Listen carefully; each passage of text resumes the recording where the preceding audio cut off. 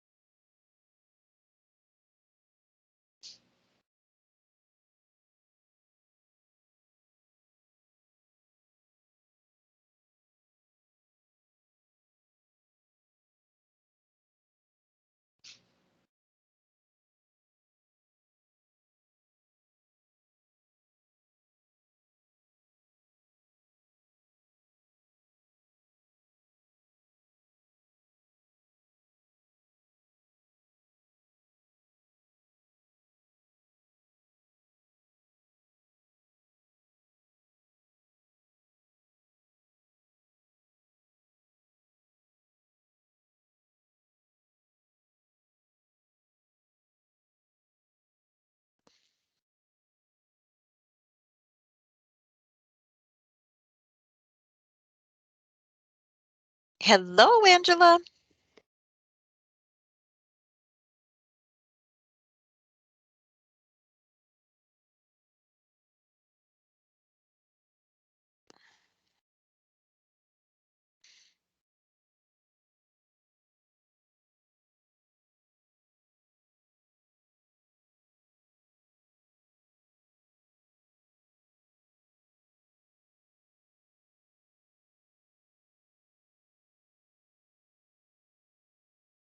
Hello, Angela. How are you?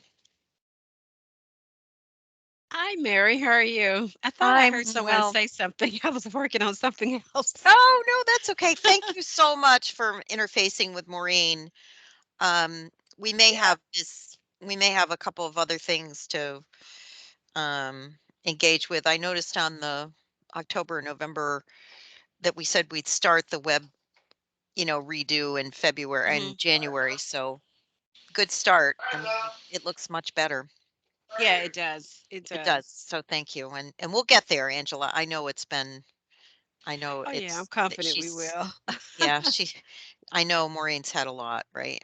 Yeah, To every day, at least I think 3 or 4 days a week, they have these trainings that she's a part of, that mm, she's mm, training all of us webmasters, and most of us, they have so many because most of us can't attend. We're busy. So they just have them and record them, have them and record them. right, right. No, that's great. No, that looks, I mean, I think that looks, and that'll be easy. And then we'll just do the action items. We'll get those. That's one of the things we'll talk about tonight. And thanks again for opening tomorrow. Oh, no Um, problem. that'll be good. We have no idea how many will come, but we hope it'll be a good, a good turnout. Yeah, it's virtual, so people tend to turn out more for virtual events. I know. I'm really hoping that we can keep this virtual component because I think it Hmm. really helps people. Yeah, yeah. You I know, know pe- events at the job at in the county that we have a much higher attendance virtually. is that right? Oh yes, So oh see, yes. this is something to take into consideration, isn't it? Oh Really? yeah, absolutely. Yeah. The Black Employee Council, which I'm part of leadership, we Oh, have our June first annual Juneteenth about 3 years, I believe, ago, okay. and we went to about maybe 150 to 200 people attending live to well over 5,000 and still growing. Wow. Because we had YouTube, Facebook, and the county as well. So, and Wow. we still, it's still, people are still watching it. I mean, to this day, you look at the numbers and they're growing. So see, that's the other thing is there's a lasting, it has a shelf life, Exactly. you know? Exactly. Yeah. Welcome, Martha. Hi, thanks. How you doing? Better? Hanging it. Are you better? Are they Well, getting no, not really. I just no? said that. It's like when you walk Positive. down the street and people say, "Hey, how are you?" And you Fine. answer, "Fine." Fine. Yeah, Mm-hmm. fine. Angela, Martha's been having some issues with her eyes. So Oh, okay. trying to so is there hope for improvement, Martha? Is that where are we? Are you because I know you love to read and you're such a that's it's so I can't imagine. Well, I don't have uh, a lot of hope, Mm, but Jackie was telling me that my computer would talk to me. Uh, mm-hmm, mm-hmm, mm-hmm. but so far, we haven't figured out how to make that happen. I know you could do that years ago, but I don't know that it's still alive. Okay. How long is this meeting today going to go? Well, we're hoping that it'll be shorter. I mean, normally it ends at Yeah. 7:30, but because we've got tomorrow night, we're gonna t- we're gonna try to get through the list fairly quickly. Hey, Mike. Hey, Jackie. Hey there.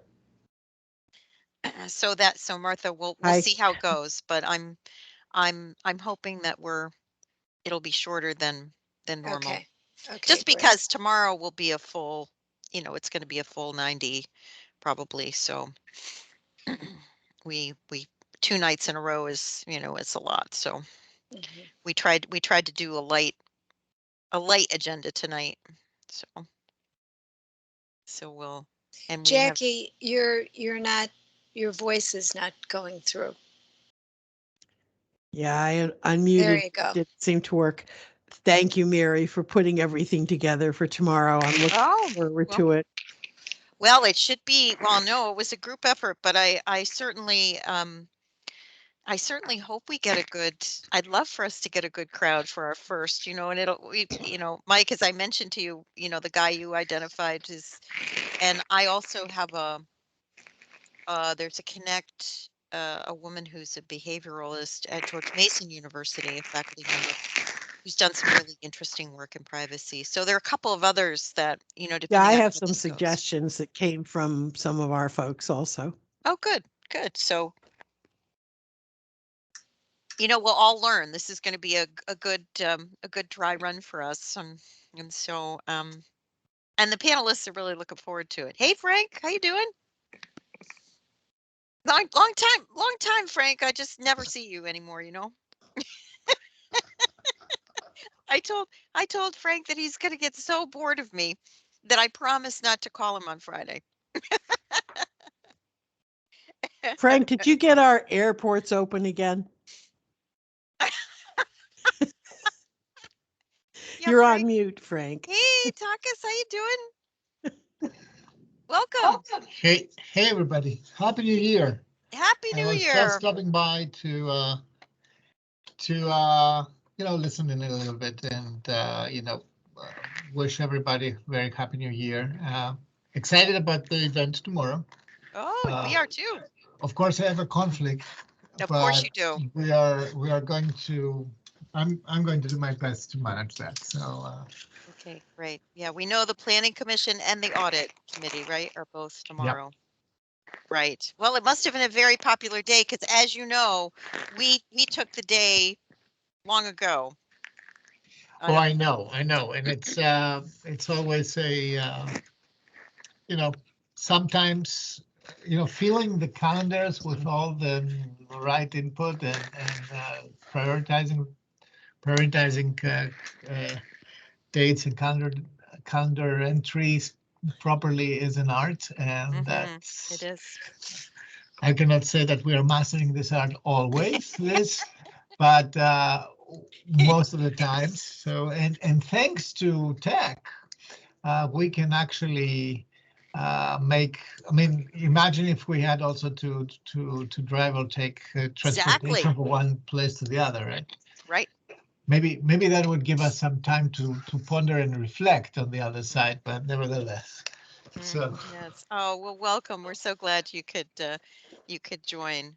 And John, I think you've joined as well. Hey, John. Yep, I am joining from dinner. Ah, all right. Well, we'll call. Here comes Phil. We will call the meeting to order since we're at the top of the hour. Do we have any public comment before we get started?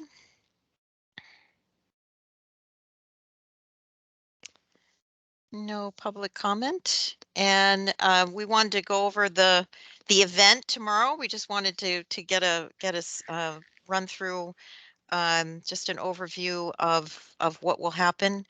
And we don't know how many people will come, but we certainly Takas, we're delighted that you're here and that you will, I'm sure, make presence at some point tomorrow on that important topic. Hey, Louise, how you doing? And so we'll start at 6. The panelists will come on about 5:45 so we can do sound check, and some of them have presentations, so we just want to check and make sure that they're ready. And then we'll have the 4 panelists. Hey, Gary. The 4 panelists will have introductory remarks, and we've said they need to limit those to 10 minutes, not more than 10 minutes. We will intervene if indeed they get carried away and go beyond. And then there are questions that we've sent to them and to prepare them for some of them, and then there'll be questions from the chat from the public. And the Mike Cornfield has agreed to look at the chat and ask questions, because we'll keep people will be muted.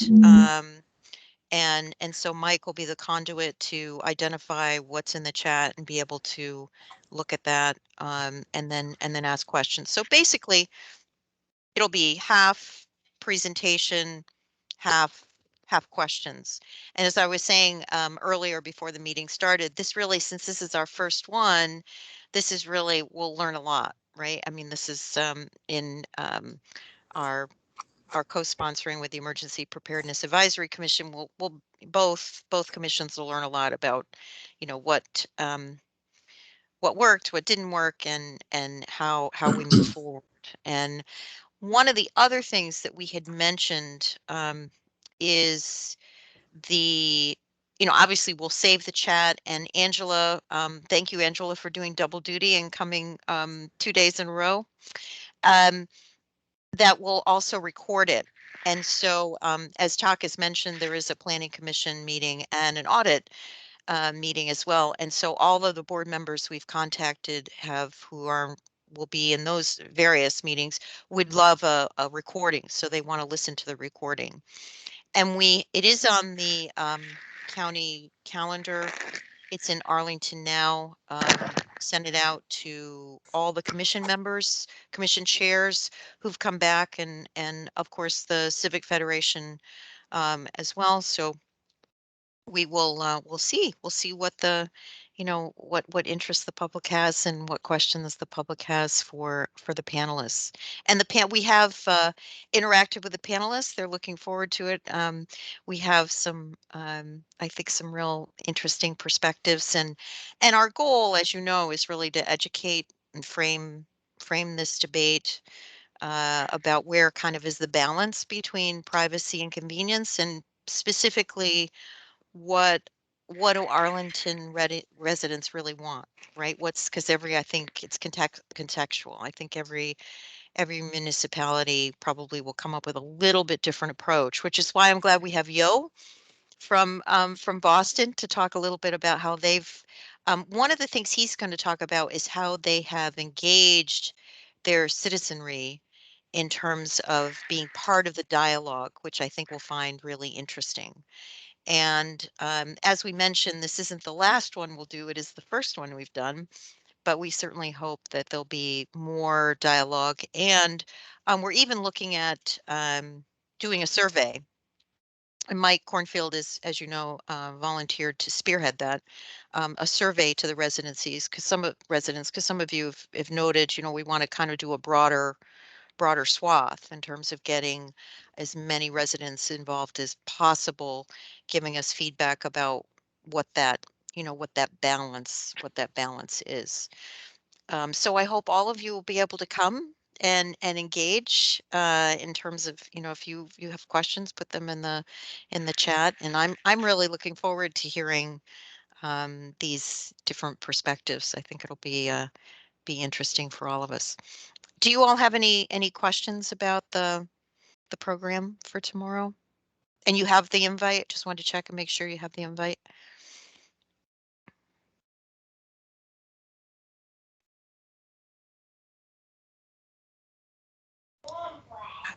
Got the invite. Okay, thanks, John. All right. Any other? Next time I suggest a pre-registration, and that way you will know who's planning to come. It just gives you a little bit of a heads up. Right, because next time what we'll do is we'll actually do a webinar, Jackie, and that'll be we'll be able to do that. So we'll have a sense. So that is one of the things that we'll alter for next time. So yeah, good idea. All right. So Mike, yeah, question? Mary, I think it's been about a year since we were visited by a member of the county staff who came to speak to us about her assignment drafting a privacy policy. And I know this sounds very elementary. In the context of what we're doing tomorrow and any future days, is the county intending to publish a comprehensive countywide policy about privacy? And if so, who has been assigned that task? Yeah, I think, we sent out the link that the county is kind of collecting the policies that to deal with specific portions of data.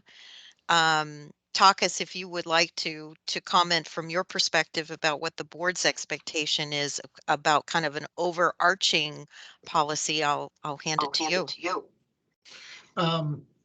Mary, this is I mean, in the last year or before that, we had several questions about, when projects come before us, also in the context of the entire response to COVID, etc., because, we automatized a lot of county processes, we collect a lot more data.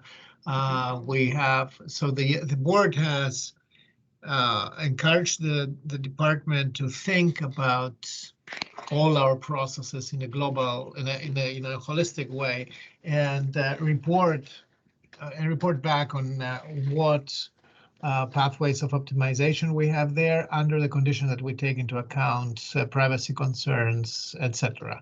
And that we definitely we signal to the department and to the county manager that we are very interested in the department having a proactive stance in creating policy there. Now, I haven't checked with the department whether they are advanced in that, and definitely this is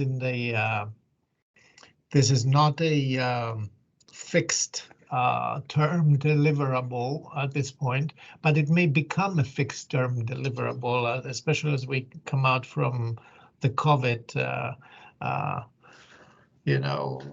response mode. I mean, it's not that we are not going to continue responding to COVID, but we are adapting to a new normal. And as you know, especially this department was under extreme pressure to deliver for the county and for citizens and for the employees, and so they had a lot on their plate at the same time. So this is probably the year where we can look at other things besides organizing the digitalization of county government, right? I mean the immediate goals of digitalization of county government.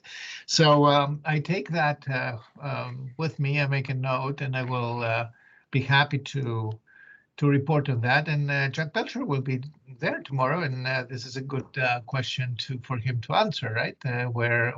How the thinking is going in this department, etc. And by the way, this is one of the things that when it begins to be tangible, the board will come back to this commission and ask for your input and for your advice on this. That's very clear to me. Yeah, exactly. And Jack will, I'm sure, make comments about what the framing is for tomorrow. I mean, he's coming prepared to say what the current status is, to give us a pulse on that for sure, because he'll have his remarks before he fields questions tomorrow. Mind you that the bandwidth of the department was really extremely used. We really drove this department to the limits of its capacity. Actually, in many things, the department didn't have any bandwidth to deliver on other essentials. We are happy that they could do what they did through the 18 months of COVID already. So this is now, it begins to change, and we are seeing hopefully more bandwidth for this kind of policy work. Yeah, we certainly hope we're coming out of COVID, don't we all? Yes, I mean, I'm trying to be optimistic here, but at least it's not. It's really different than a year ago. At least we know what we're dealing with, and we have a pathway of normalization that is viable, and we know what will we have an idea of what happens the next day. Back then, we really were just pondering risks every day. Yes. Thank you, Takas. We'll move to, if there's no other questions, we'll move to legislative update from Frank. Any final questions on program? You all are set. You have your link, and hope you all be able to attend and bring your friends. Frank, over to you for legislative update. Yep, Frank, you're muted for some reason.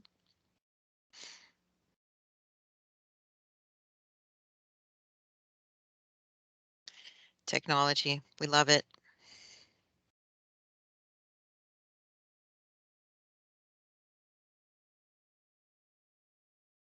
Let me see. No, not working. All right, Frank, you play with that. We'll come back. We'll skip and we'll come back. How about that? The focus areas for 22.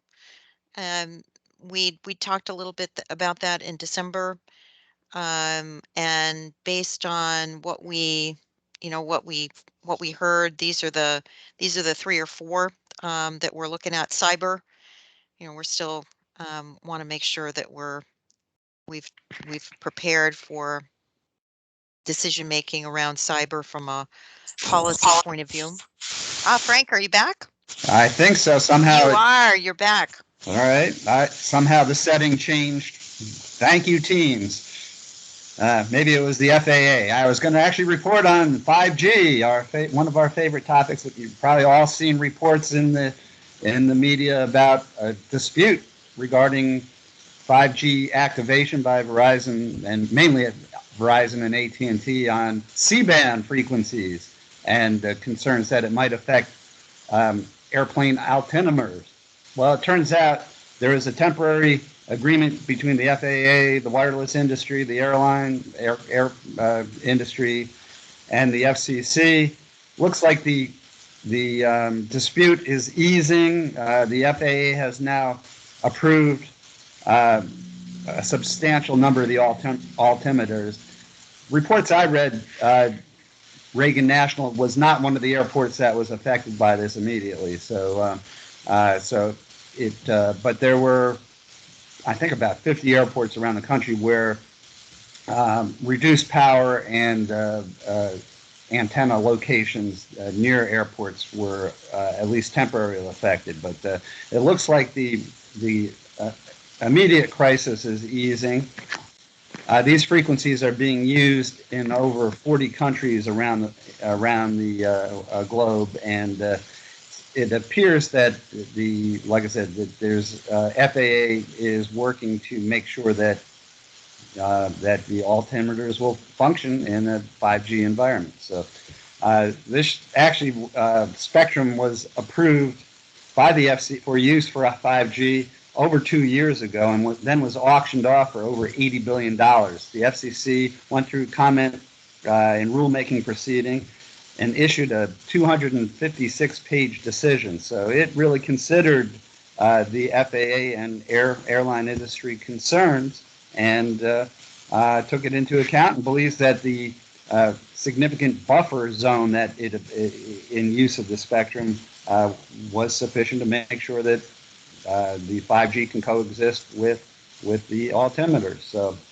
stay tuned on that one. But looks like it's not not the type of thing you want to see. Concerns about possibly thousands of flight cancellations. It looks like that's that Omicron and the weather is doing their best to make sure that's the reason for cancellations. I don't think 5G is going to be the reason, at least any significant at this point. On another matter, this is a follow-on to the emergency broadcast benefit, which was on the early parts of the pandemic. Now the FCC has launched the Affordable Connectivity Program, ACP, which is $14 billion successor program to the Emergency Broadband Benefit, EBB program. Eligible households can receive up to $30 a month discount towards broadband internet service. Eligible households can also receive a one-time discount of up to $100 to purchase laptop, desktop, or other tablet device. A household is eligible for ACP if a member of the household meets at least one of the following criteria: income at or below 200% of the federal poverty guideline, participation in certain assistance programs such as SNAP, Medicaid, SSI, WIC, federal public housing assistance, or the Lifeline phone program, tribal-specific programs, participation in school lunch or breakfast programs, households having received Pell Grant during the current pandemic, and existing eligibility for internet providers, existing low-income programs, such as the Comcast Essentials, Internet Essentials. So anyway, so it looks like the continuing efforts to bridge the digital divide continue. Leichtman research has found that 87% of U.S. homes have internet service, up from 69% in 2006. High-speed broadband accounts for 98% of the households of that 87%, up from 42% in 2006. T-Mobile has reported that it has surpassed its year-end goal of reaching 500,000 fixed wireless access broadband subscribers, with plans to increase that to 7 to 8 million subscribers within 5 years. Verizon, which is making FWA, fixed wireless access, a real big part of its business plan going forward, has added 55,000 FWA subscribers by the end of the third quarter of 2021 for a total of 150,000 subs. So it's growing rapidly as well with that offering. Verizon expects to pass 15 million homes with FWA at the start of 2022 in 65 cities. And T-Mobile has cut its home internet price by $10 a month, and Verizon has a promotion to pay up to $500 in early termination fees to customers that switch to its FWA service. Some unlimited Verizon smartphone data plans are eligible for a 50% reduction in price for FWA service. For example, a single line Verizon 5G Do More unlimited smartphone customer paying $80 a month can add 5G home unlimited FWA service for just $25 a month. At its January open meeting, which is scheduled for tomorrow, the FCC will be considering a notice of proposed rulemaking to require broadband internet access service providers to display at point of sale labels to disclose information regarding prices, introductory rates, data allowances, broadband speeds, and management practices, among other things. It's being likened to nutrition labels on food. So, give full disclosure will hopefully make smarter consumers of our wireless and internet service providers. Alan Davidson, who I reported had been nominated, has been confirmed by the Senate to head up the National Telecommunications and Information Administration, NTIA, which is part of the Commerce Department, which will oversee $48 billion in broadband subsidies, mainly to the states. A report by highspeedinternet.com ranked Washington, D.C. as the metropolitan area with the fastest internet speed in the country at 129.1 megabits per second. So we're hopping along there. Robocalls declined by 18% in December 2021 when compared to November, and by 20% year over year, according to Transaction Network Services. FCC Chairwoman Jessica Rosenworcel has circulated a proposal to promote competition and increase choice for broadband services for people living and working in multi-tenant environments.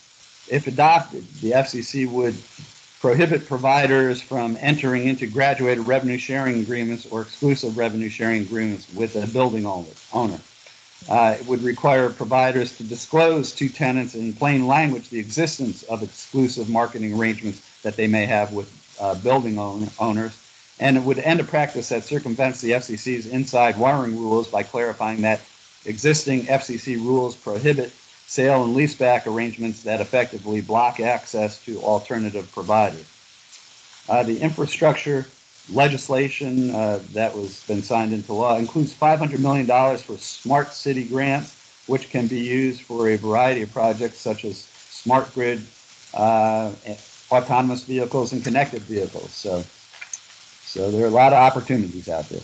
So that's my report for this month. Any questions for Frank? I have a question. How far along are we on whatever the rules are going to be for limiting what a building can do?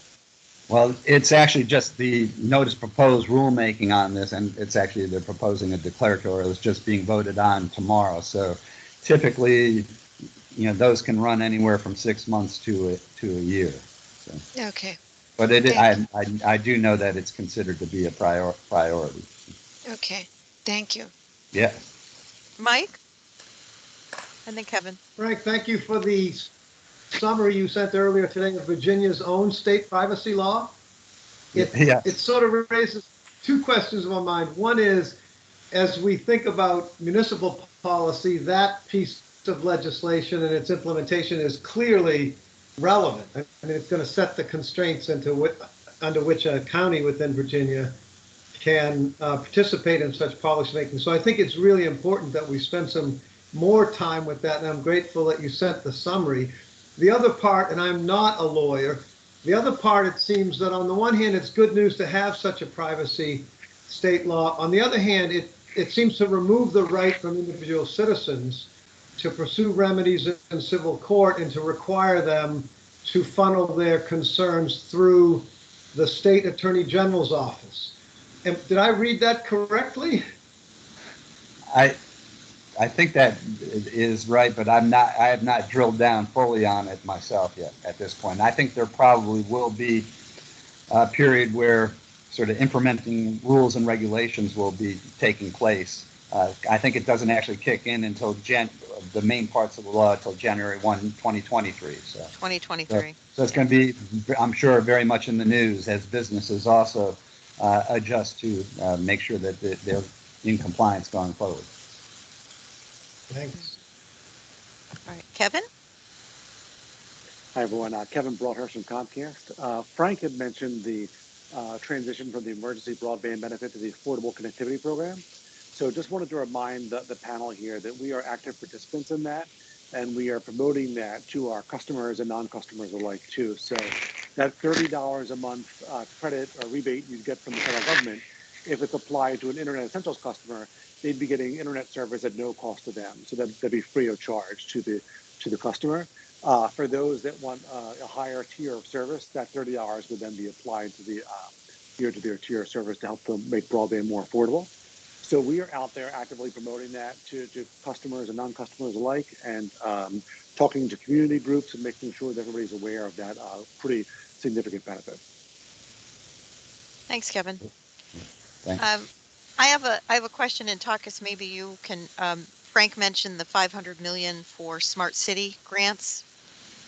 Do we have someone on our county team that's looking at positioning Arlington for any of that? Yes, and I can circle back to you and ask you. There's high attention to anything that comes through the federal funding filter. Of course, unfortunately, many of these things have little or only conditioned applicability in Arlington, so that's, yeah, we're looking into that. But I'm very happy to just double check for you and Okay. let you know. Great, because obviously Yeah. that has implications of balance, right, for Arlington residents as we look at smart city options, right?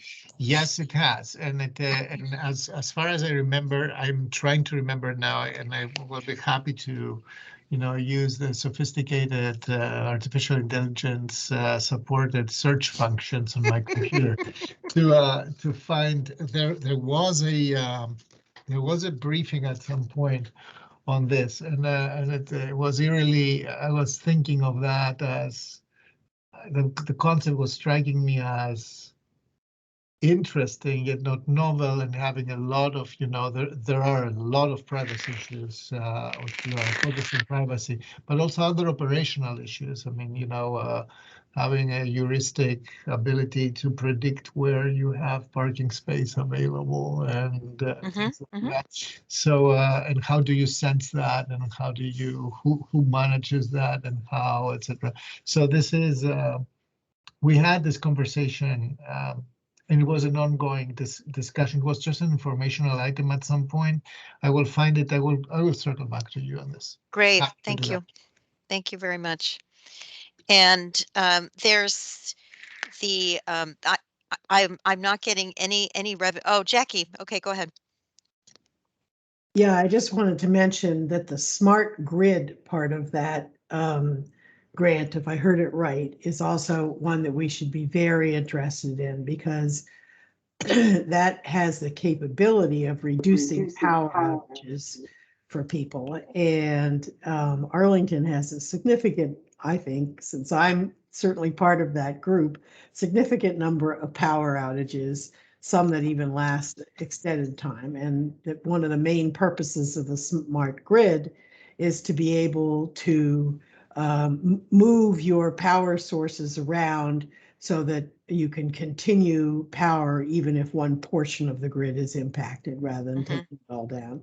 And I think that's something where, with all of the other things we're doing it with technology, having continuity of power access is important for every single one of them.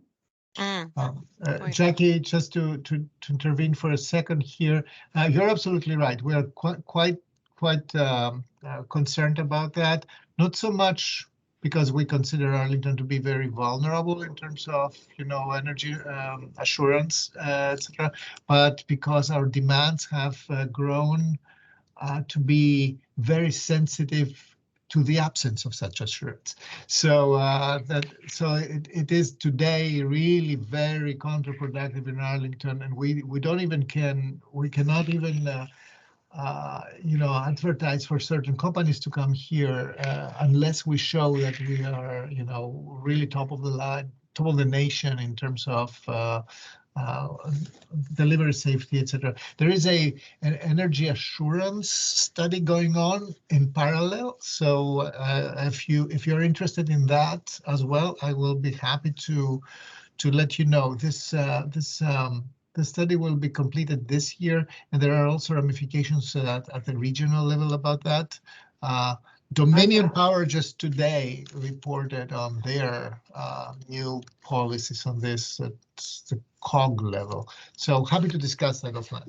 I'm very interested in any additional information. It would take some, we've got lots of things on our plate as a technology committee, but in terms of vulnerability of population, not necessarily the county as a whole, but as some of us age, we become more and more aware of the importance of power vulnerability and predictability also, because unless you're going to be someone, you'd be assuming that all of the elderly have whole house backup, which is very expensive. As we depend more on electricity for medical devices and as well as communication, even to say I need help, it becomes more and more a sort of first line of defense to have power. Oh, I absolutely agree. I absolutely agree. You're absolutely right. So this is a separate and parallel process with our folks at DES, and I will keep you appraised about this. I'm making a note. Thanks so much. And now we'll move on to focus areas for 2022. We talked a little bit, as I said before, in December, and the four that seemed to come to the surface were cyber, and Takis, this will come back to you in terms of the having an exercise at the board level about decision making about some of those issues when faced with a cyber incident. Also, digital planning. How does Arlington plan for digital across the board in its comprehensive plan? And then digital privacy, and the one that Frank and I added that we didn't really discuss in December was and this is really a mandate of ours, so the public engagement role for the franchise.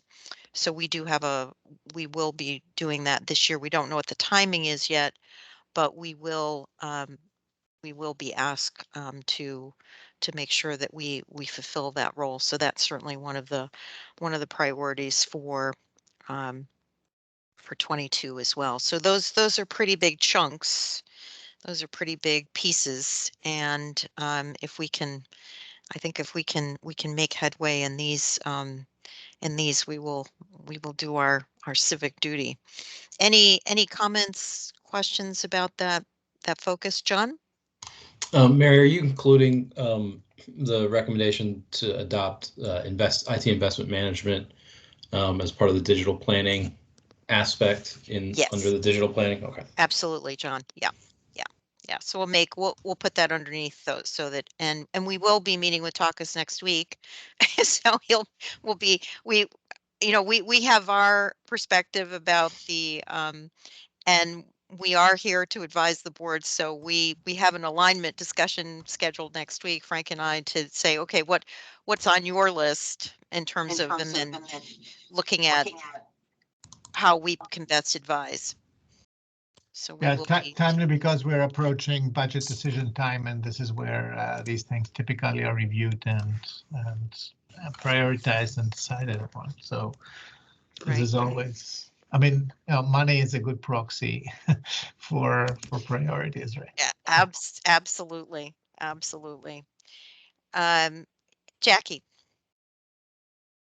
Yes, in that last context, Mary, one of the two of the organizations I'd like to see that we think about how to get a presentation from them, because we've spent less time, I think, there than other areas, would be from management, business management on contract management, particularly related to IT, but also the auditor, maybe together, but the auditor on the audit that has been done on IT contracts and contracts management. There were quite a few things that were identified by that audit as requiring work by the Office of Budget and Management. And so that's something that I'd like to make sure we pursue getting better briefed on.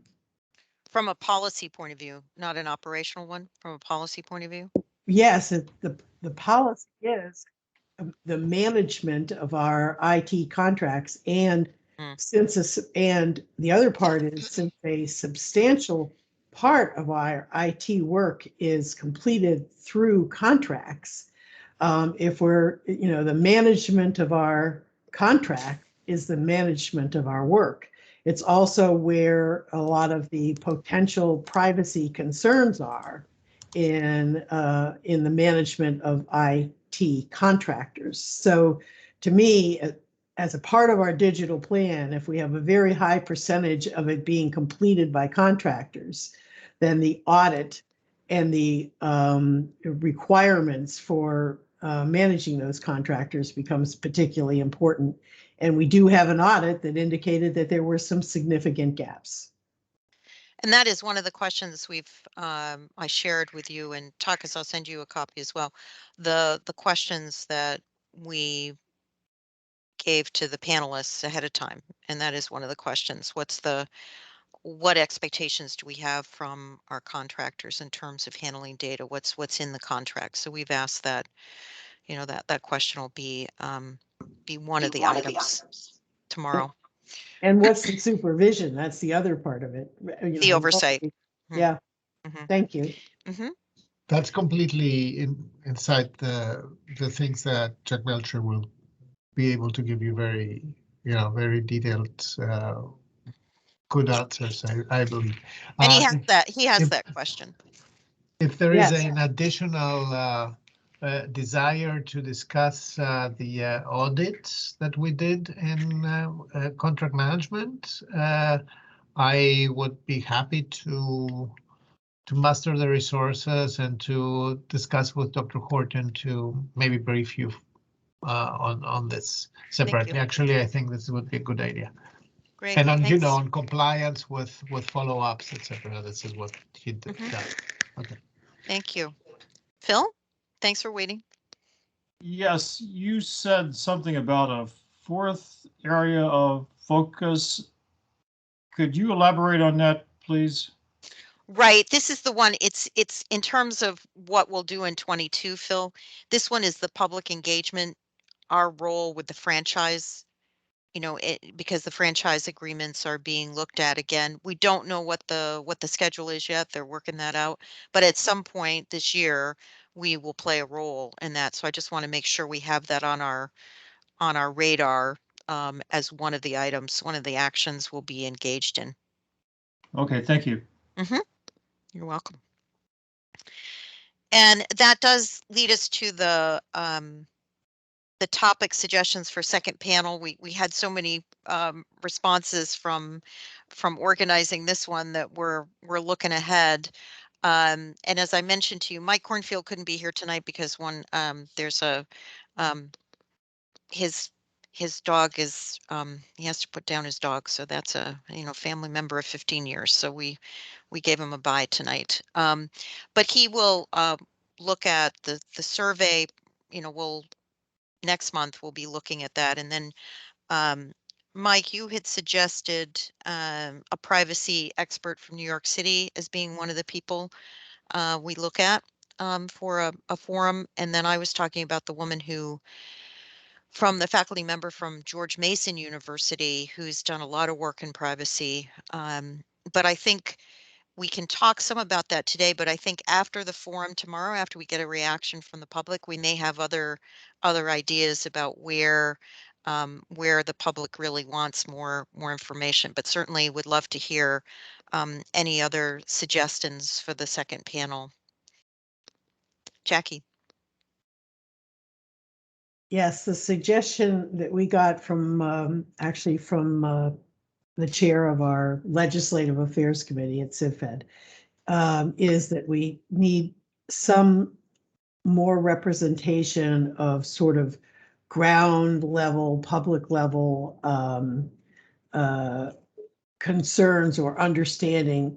It's almost like he was suggesting there are lots of people who are experts on hacking in cyber, and having people who are more at that sort of what's happening and how and why is it happening. I don't know who he had in mind. I wrote back and asked him if he had some suggestions. But I also know that we have locally representatives from the FBI's InfraGard, which is a public-private partnership that basically works with companies for early identification and sort of anonymous disclosure of what the latest trends are. And I know they have some people who would be able to talk to us about that more, I guess, more pragmatic, like what is it you should be concerned about, and how do you look for it? At an individual level. At an individual level, but it applies also at the county level. And the person who suggested it, Ron, you may hear from, because this is one of his jobs for the post office, so he's very familiar with it. Okay, all right. And I'm not getting any fees for recommending this book up front. I just think you might be interested. It's called Burn In. If any of you have, it's set in Arlington, and it's a novel about the future of robotics and artificial intelligence. So I'm enjoying reading it. So I thought you all might find it. It's by Singer and Cole. Singer was the guy who wrote Ghost Fleet.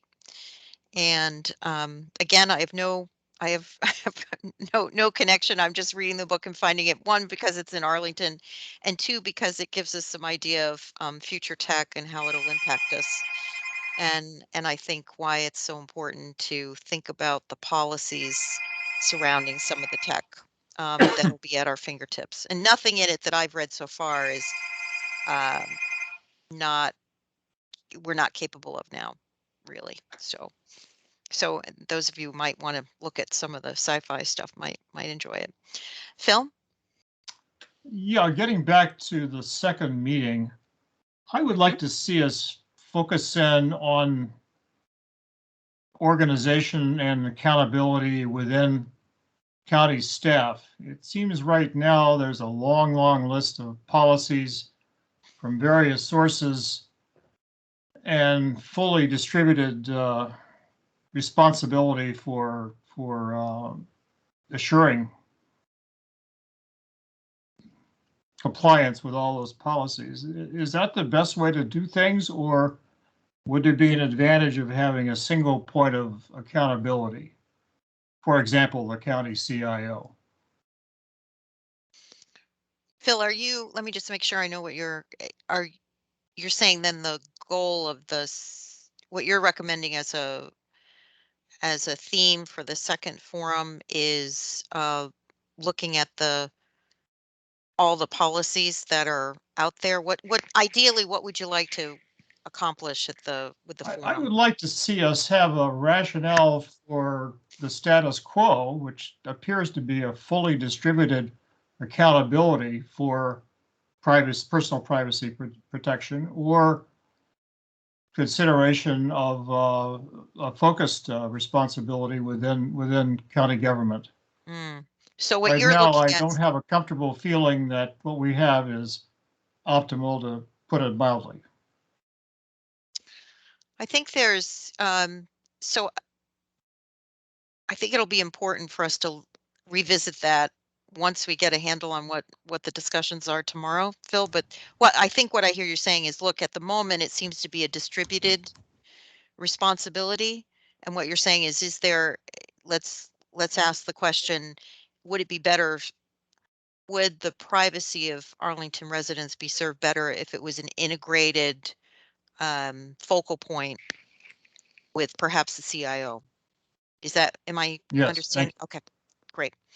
All right, John? Yeah, I just have a comment on that. I think there's a lot of different ways to structure an organization for it to be successful, and there's a lot of mechanical operational considerations and constraints that the county government or any organization has to deal with that their stakeholders are probably unaware of.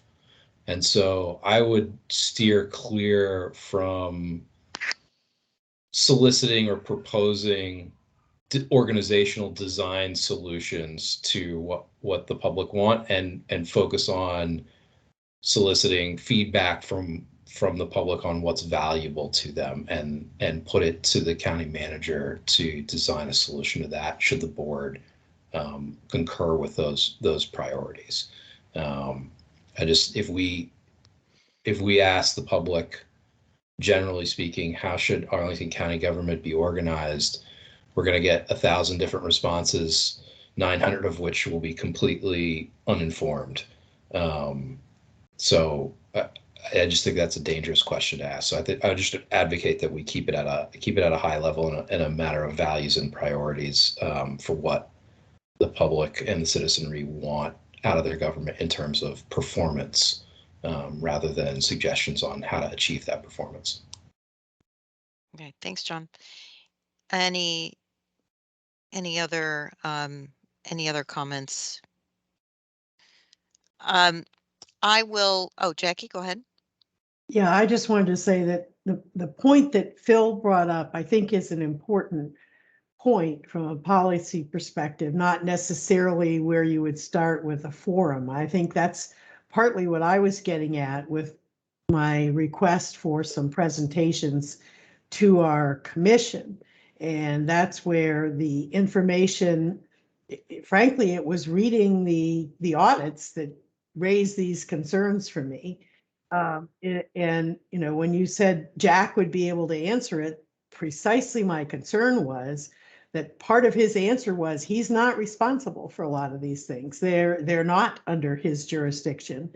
And the answer was referred to was OMB, whatever Arlington's version of OMB is, but that the administration of contracts, since all of our IT contracts are thoroughly distributed across all different departments, is really not with Jack's department. It's really with OMB. And so it's really gets at that question that Phil is seeing. And so if you look at that carefully and see which answers Jack couldn't respond to and got referred to OMB, then you can see that's something you might want to pursue, but it's really requires quite a bit of research to understand the dynamics of distributive versus central, and certainly not a public forum topic. I wouldn't think. Thank you. So we'll go with the first getting the briefing, and then see where we are.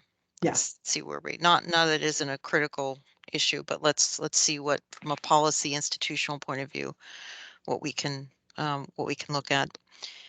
I sent around the Phil, go ahead. So let me revise my suggestion then. Rather than getting a lot of public input on this, which doesn't have a lot of background or expertise, how about our commission getting enough information to having a position on this to advise the board on whether we think it's optimal to not have anyone or any department having a sense of full responsibility for personal privacy protection in Arlington County government, or whether there's a better way to do it. I'd be supportive of that, Phil. Absent, I think, the conclusion that you include in your request that a centralized model would be better. I'm not sure I'm there yet. I see problems with the federated model too. But I would be supportive of getting that information so that we could make a consensus recommendation of the board on policy. Yeah. So I think the next step is we just get the briefing and get an understanding of where we are currently. Mike? I was just going to say this month gives an example to, I think, the frustration Phil is expressing, and that is, so on January 4th, I listened to Board Member Livy Garvey describe an upcoming compilation of privacy policies to be made available in a week. And then none of us on this call seem to know whether the search that resulted from the Arlington County website constitutes that product or not. And as a citizen looking at the website, on the one hand, it seems good that there are so many things written down that have a relationship to privacy. On the other hand, wading through those organizational unit by organizational unit policies, some of them have to do with restrictions on employees of Arlington and using their internet connection, and some of them have to do with my civil rights, is a big and a diffuse task. And the example that I sent from New York City, which is bigger and more diffuse than we are, of a countywide, comprehensive, in this case, municipal policy, someone has gone through the trouble of circling all of these pieces and making them make sense one to the other and making sure there's no gaps and no conflicts. And I suspect because it's like 40 or 50 pages long in New York City, there was a pretty significant and a pretty legalistic task. But I think the result of that is that citizens in New York City enjoy privacy protections related to their civil rights that we Arlingtonians do not.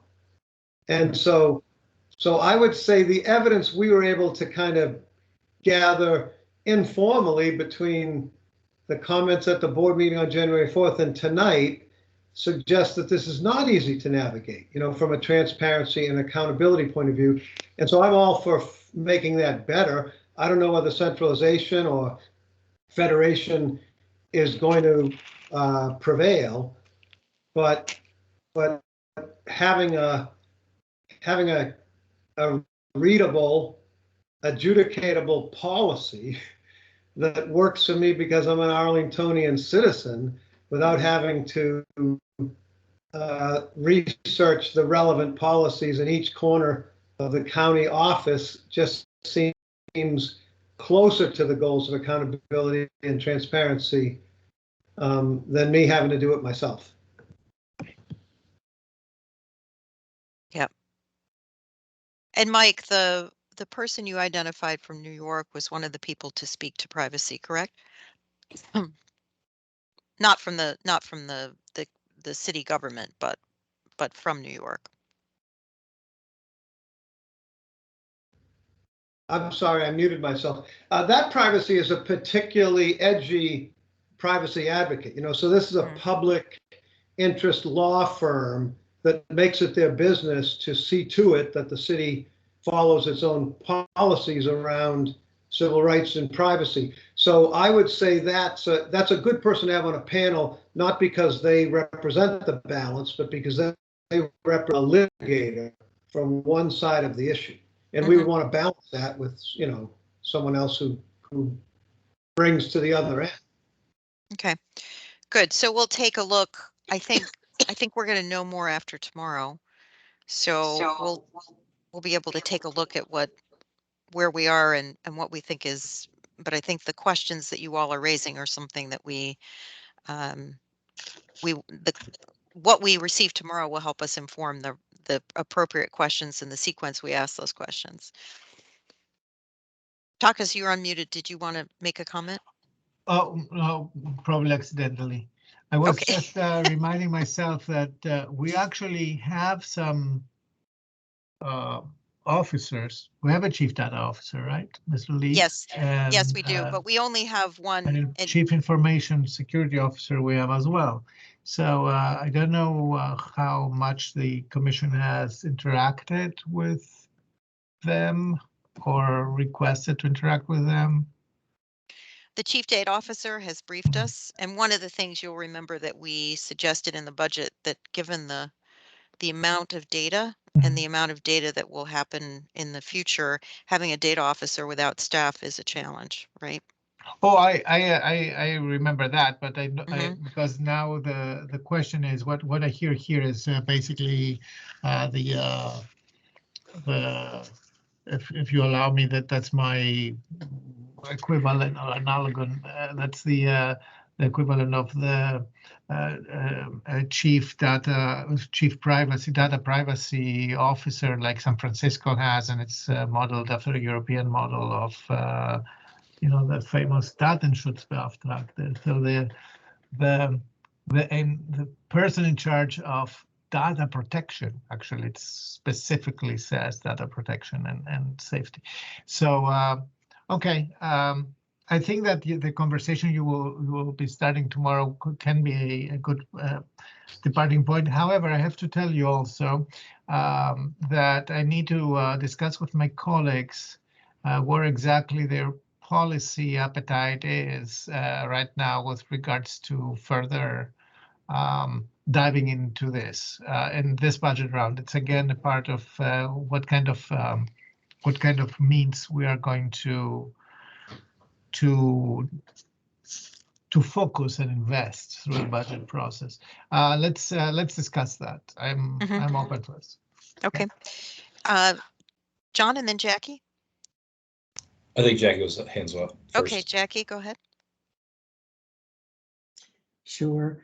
I just wanted to say that this issue that we've been talking about, distributed versus central, is also relevant to one of the other topics that we want to talk about, which is the comprehensive digital policy, because they're really the same topic that we're saying is that our digital planning and digital understanding needs to have a holistic and unified approach.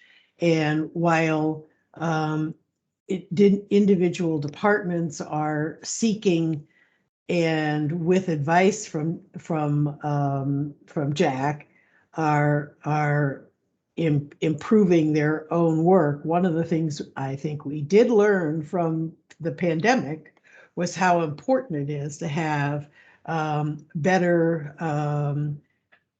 digital planning across departments for when it's really important for them to work. I think we've learned it more in the area of public safety than perhaps in some of the other areas. But in terms of many of the mission areas, having a unified digital plan is important to having a whole community plan for that mission area. And it cuts across all the comprehensive plan areas. So I think what sounds like a management issue that we're raising is actually part of this broader comprehensive digital planning topic that's also on our list. So they fit right together. All right. Thanks, Jackie. John? I just wanted to provide for awareness for Tagas that Ms. Lees is facilitating the conversations with the Data Privacy Governance Board for the Clarendon Innovation Zone project, which I'm the liaison from this commission too. So I've had the pleasure of working with her quite a bit over the last year, and I would say that I find her to be a passionate advocate for privacy. However, as Mary indicated, she is a staff of one at the moment, and so under-resourced. So a lot of the privacy work that's going on that project, I think, is some of the strongest aspects of the project. And we're approaching the moment where we will produce a report out of the phase one for your consideration. As part of the project, we went through the NIST privacy framework to assess the privacy risks of the project itself. And our assessment, which I don't believe has been posted publicly yet, Jackie. No, it hasn't. My request or suggestion was that it be part of an iterative update report, which I think was the direction they were going. So I'll just summarize instead of providing details since they're not public. That most of the highest priority privacy risks came from the sections of the framework that dealt with the organizational context rather than the project specific questions. At the project level, it was executing quite well, and there was very little risk in it, and the risk that existed was well controlled. It was the risks that stemmed from the organizational context that had the highest gap between where we thought the priority should be and the risks to be controlled. So that you'll see that in more detail coming out shortly. But I just wanted to let you know that we have been engaged with her. Oh, thank you. Looking forward to this. Yeah. And John, next in February, you'll give us an update on. We'll have that on the agenda, so you can. I imagine by then you'll have more information, considering the data should be available by then. Hopefully. Okay, Phil, I think you were next, and then Jackie. Yeah, I just wanted to pick up on what Jackie was saying about the relationship with the lack of a comprehensive master plan for information technology in the county, which I continue to think is a very significant lack. And with Takis being here, I'm wondering if we could just ask him, unofficially perhaps, what would it take for the board to also see this as a significant lack and launch an effort that might hopefully one day result in a master plan for IT in Arlington County.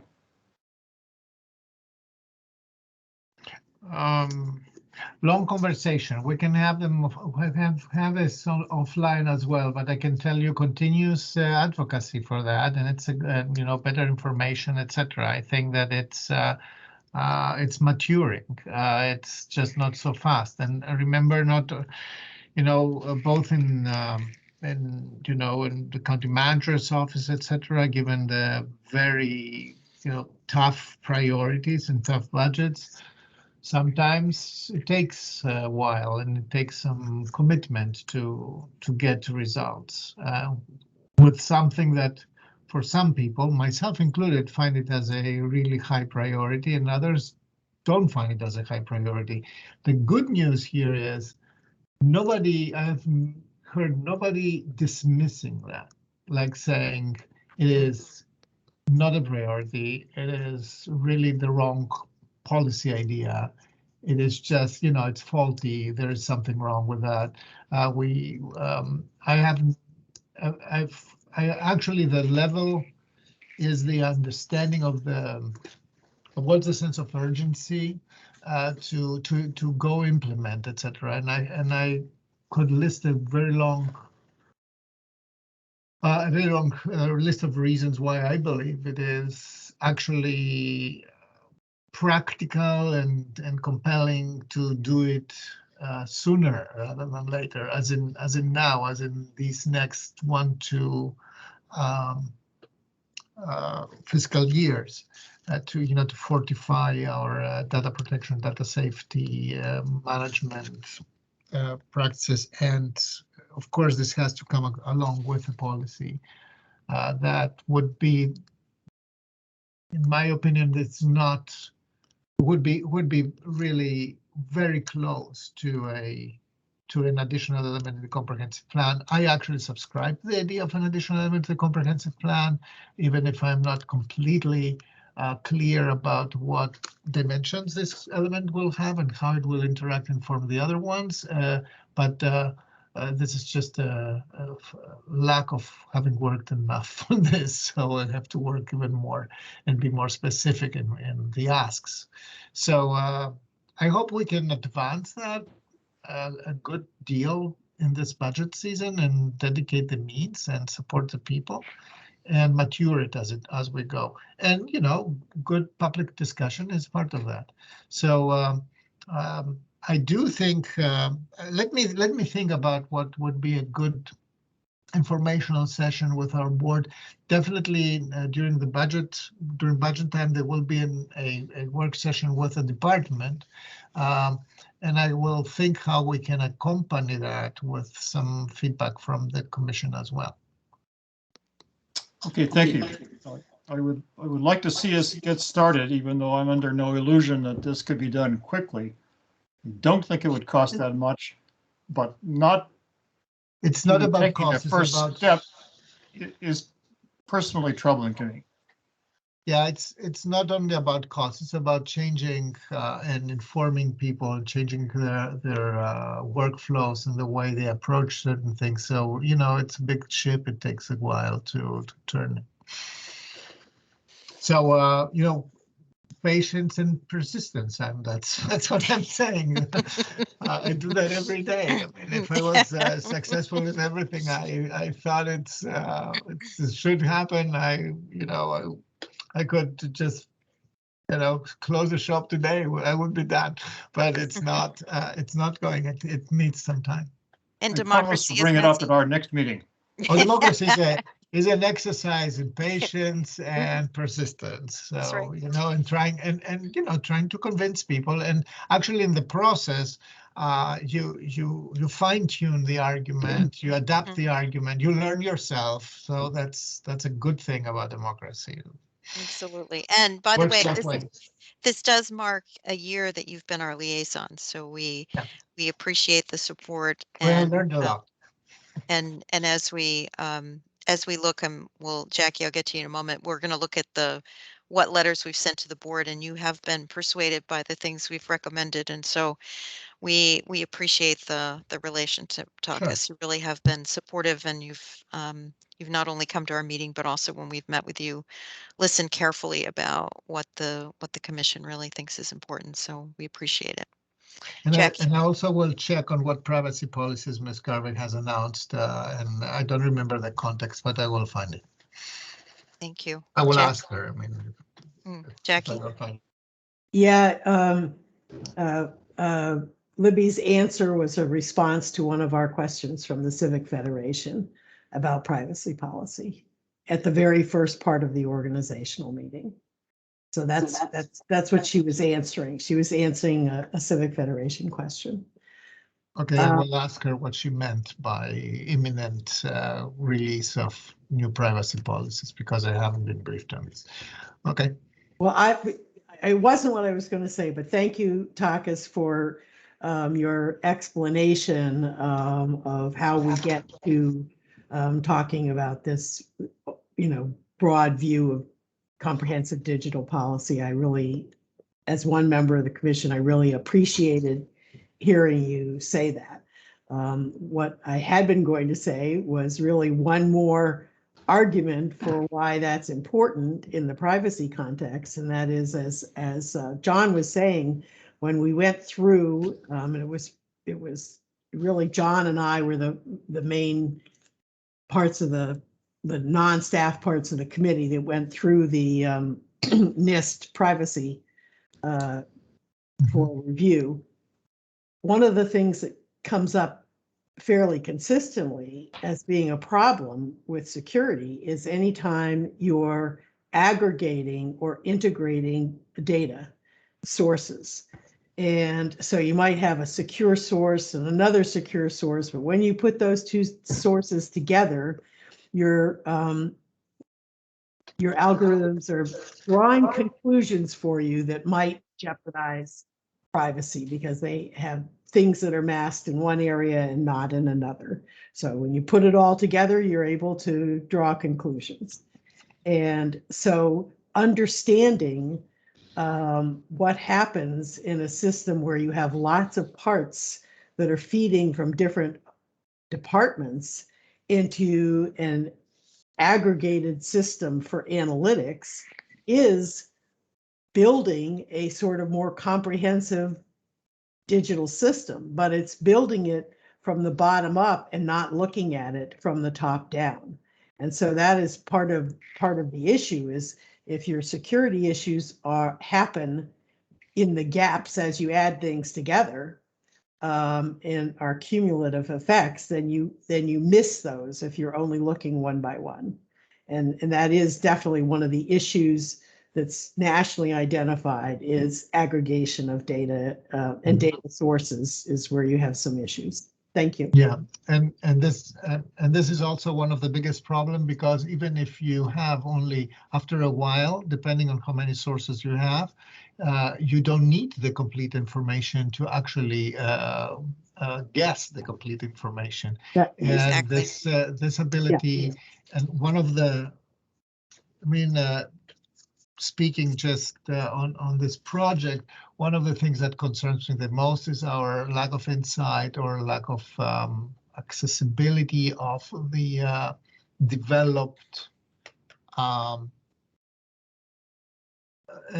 code of the developed algorithm. So on the other side, this is supposed to be a public initiative, so it's not a private company that asks us for this. And anyway, I look forward to your report, and I ask you, and I hope you can explain me things that I don't understand when we come to that discussion. I'm perfectly aware of the fact that even our general idea of e-governance has a lot of combinable data sources, databases that can be, abused, misused, and used to infringe on people's well-being, not only their rights. So, Yeah, so important topic and a journey. So tomorrow we start, and it'll be good to hear from those different perspectives. We have one more item on the agenda was the looking at the minutes, but I wanted to, what was linked to that was tracking in terms of the items that we've sent to the board and where they are and what's happening. So I sent to you all the draft of that. So I wanted to get a sense about, is that what you all were thinking about? Was that what you had imagined? What comments do you have about what we fondly referred to as the tracker? Any Mike, did you have a comment? Up, you're muted, Mike. There we go. I certainly was the person most often asking for that, so I'm very grateful to see it pulled together. I think the format makes perfect sense to me. What I had envisioned is it would be at the front end of our minutes, as opposed to a standalone document. The fact of the matter is it works either way. The looking at the list makes me feel pretty good about some of the topics we've tried to alert folks to.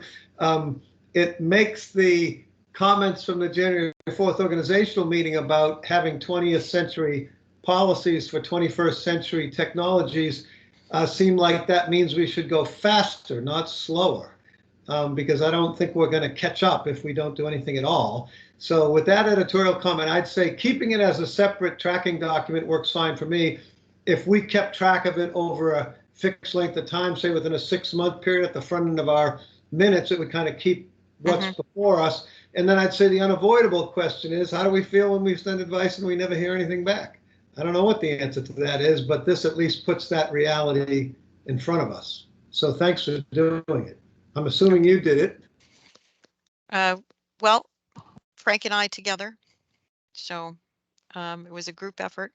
So we just wanted, and I must admit, for those of you who haven't done that, looking at some of the letters we've sent have been good good framing of the debate, which is what I think one of our roles is, right? To raise the question, make recommendations, and as Taka said, persistence and patience are important.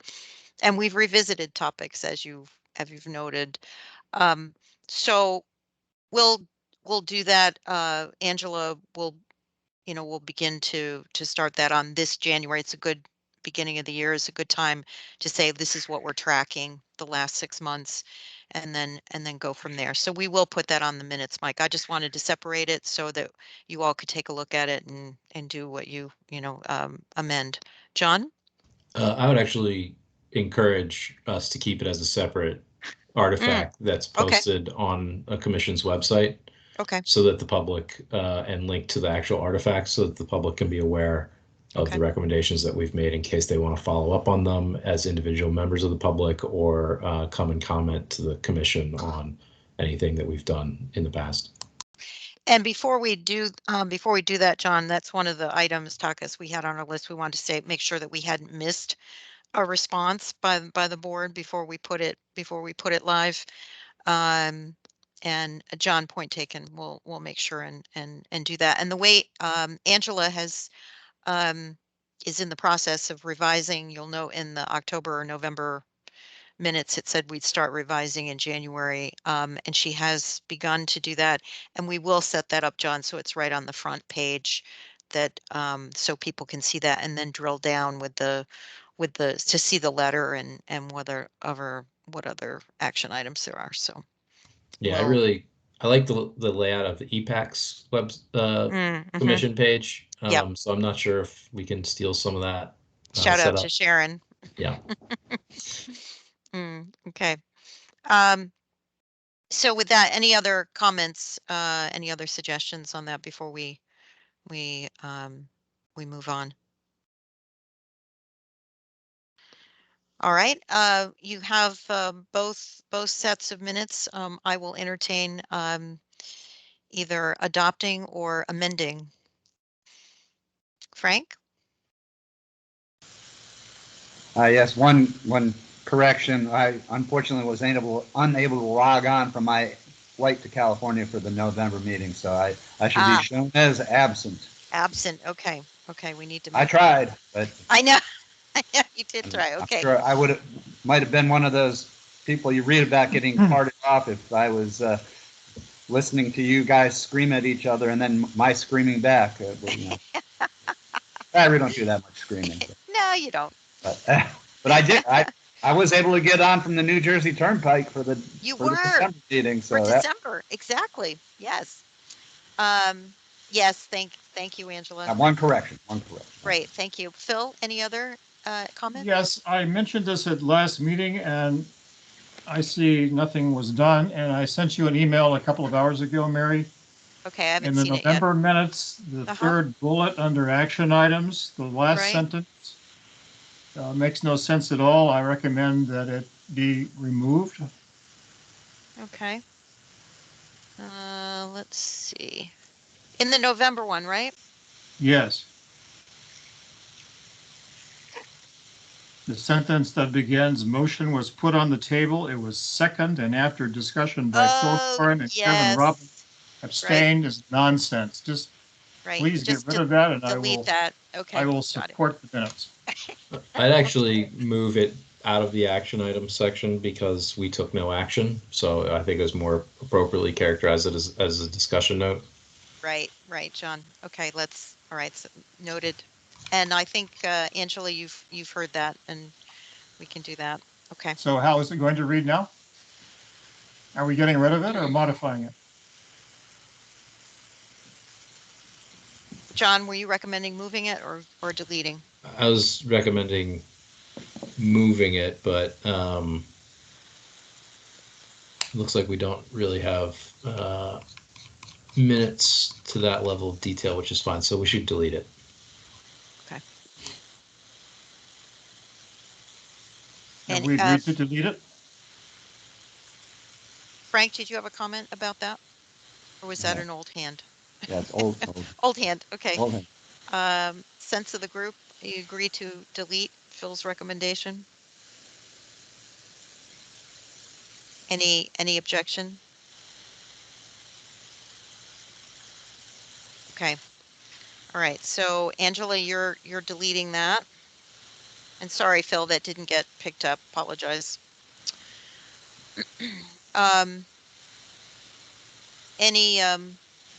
As we see, woohoo, real time. Thank you.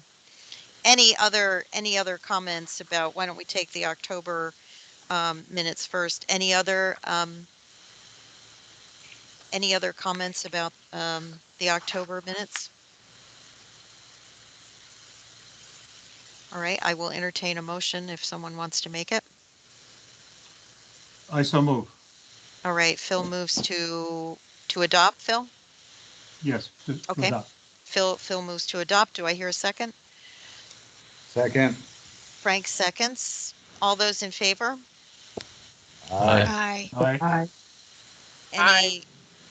Thank you. Any against? Any abstentions?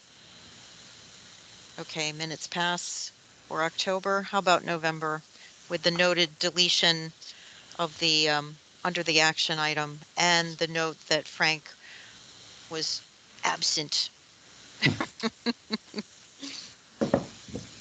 Entertain a motion to I move we adopt. Thank you. Phil moves we With adopt. that stipulation. With that, okay.